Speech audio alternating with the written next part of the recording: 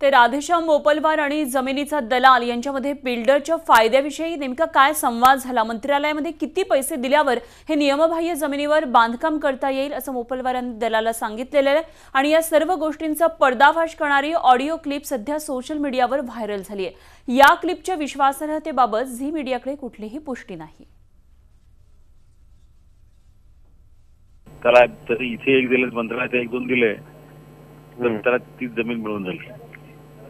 म्हणजे टोटल 4 करोड रुपये त्याचा खर्च आहे असं। टोटल मंत्रालय पकडून 4 करोड रुपयाचा खर्च आहे असं ना। तिकडे 2 इकडे 1 असं काय असेल ते असेल। चालेल चालेल, मी पहिला कोट करतो पुन्हा। आपल्याकडे 1च्या खाली घेणार नाही तर फाडून टाकलं तर काय करायचं? हो ना, नाही ठिबत बसत, कुठल्याच नियमात बसत नाही ते।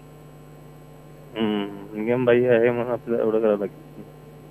अरे 1500 मीटर ते त्याला स्लम असल्यामुळे त्याला 2.5 FSI मिळेल। त्याला काय तुम्हाला सांगतो, एकूण त्याला 50,000 स्क्वेअर फीटचे फ्लॅट सेल करायला मिळतील। 10,000 रुपये स्क्वेअर फीट जरी म्हटलं तरी 50 कोटी रुपयाचे फ्लॅट होतील।